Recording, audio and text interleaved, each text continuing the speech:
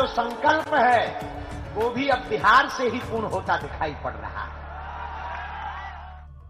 बागेश्वर बाबा ने 5 दिनों तक पटना के तरेतपाली गांव में हनुमंत कथा की, दिव्य दरबार लगाया। बाबा के कार्यक्रम में भक्तों का सैलाब उमड़ पड़ा। अपने 5 दिनों के पटना प्रवास के दौरान जितनी श्रद्धा लोगों को बाबा में दिखी, उतनी ही श्रद्धा बाबा में भी बिहार के प्रति देखने को मिली। तभी बाबा बिहार में अपनी आत्मा बसने की बात कहते हैं। आप सब हमारी आत्मा हो, जब तक हमारे तन में प्राण रहेंगे तब तक हम बिहार आते रहेंगे। बाबा के आने के बाद से ही सियासत भी खूब हुई। कुछ असामाजिक तत्वों ने बाबा के पोस्टर तक फाड़ डाले, पोस्टर पर काली पोत डाली। तो कथा के मंच से बाबा ने ऐसे लोगों को कुछ इस अंदाज में जवाब दिया। पोस्टर फाड़ सकते हो, लेकिन जो बिहार के वासियों के हृदय में बैठे हुए हैं बागेश्वर धाम, उसमें कहां से तुम निकालोगे? बागेश्वर बाबा अक्सर कथा वाचन के दौरान वहां मौजूद श्रद्धालुओं को पागलों कहते हैं। आखिर लोगों को पागल क्यों बाबा कहते हैं, तो उसका मतलब भी बाबा ने आखिरी दिन की कथा के बाद लोगों को समझाया। पागल का मतलब मेंटल नहीं कहलाता है। पागल का मतलब है जो प्रभु को पाकर उनमें गल जाए, उसी का नाम है पागल। बागेश्वर बाबा ने कथा की समाप्ति श्रद्धालुओं को एक शायरी सुनाकर की और इस अंदाज में कहा कि वे जल्द दोबारा बिहार आएंगे। सितारों को आंखों में महफूज रखना, क्योंकि बहुत देर तक रात ही रात होगी। मुसाफिर हो तुम भी, मुसाफिर हैं हम भी।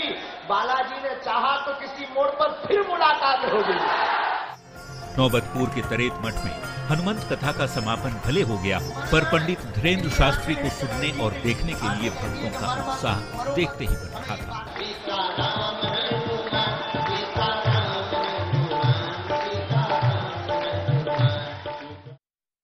बाबा से मिलने मिथिला नगरी सीतामढ़ी से एक भक्त अनोखे अंदाज में कथा स्थल पर पहुंचे। टुनटुन दास जी महाराज नाम के बाबा के भक्त अपने शरीर पर मिट्टी लगाए, हाथों में भगवा झंडा और शंख बजाते कथा स्थल तक पहुंचे। कुछ ऐसी ही तस्वीरें भावुक करने वाली भी देखने को मिली।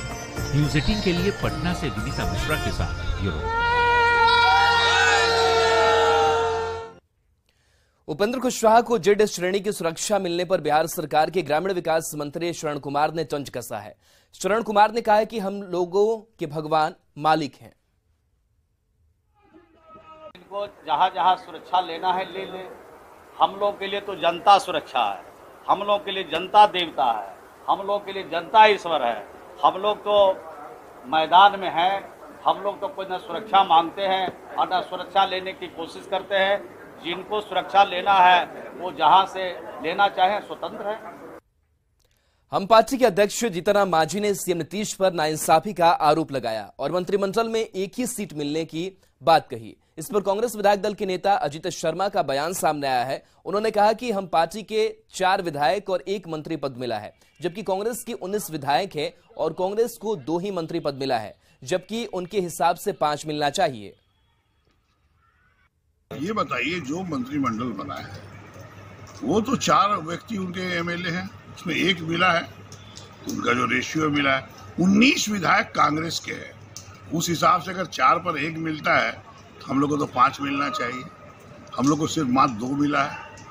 इसलिए ये उनको अपना स्वार्थ की बात कर रहे हैं, गलत कर रहे हैं। निश्चित तौर पर डिमांड करिए कि अगर मंत्रालय चाहिए तो उनसे नीतीश कुमार से बात कीजिए। लेकिन अगर यह बोलते हैं कि माननीय नीतीश कुमार जी गलत कर रहे, ये बिल्कुल गलत बोल रहे हैं। दरभंगा के मखाना अनुसंधान केंद्र को फिर से राष्ट्रीय स्तर का दर्जा हासिल हो गया है। यानी अब दरभंगा का मखाना अनुसंधान केंद्र एक बार फिर राष्ट्रीय मखाना अनुसंधान केंद्र के नाम से जाना जाएगा। केंद्र सरकार की यह सौगात पाकर दरभंगा के लोगों में खुशी की लहर है।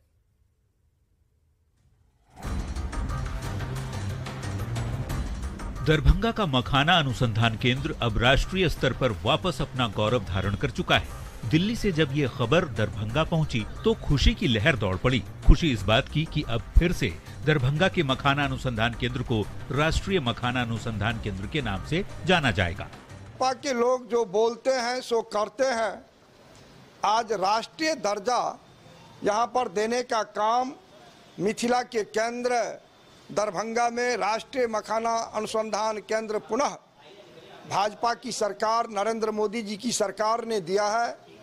स्वर्गीय प्रधानमंत्री अटल बिहारी वाजपेयी की सरकार में दरभंगा मखाना अनुसंधान केंद्र को राष्ट्रीय दर्जा मिला था। यूपीए सरकार के दूसरे कार्यकाल में इस दर्जे को खत्म कर दिया गया था। ऐसे में मखाना अनुसंधान केंद्र को फिर राष्ट्रीय दर्जा मिलना दरभंगा वासियों के लिए किसी सौगात से कम नहीं। इस अनुसंधान केंद्र में मखाना के अलावा विभिन्न जलीय उत्पादों पर भी शोध होगा ताकि वो और उन्नत हो सके।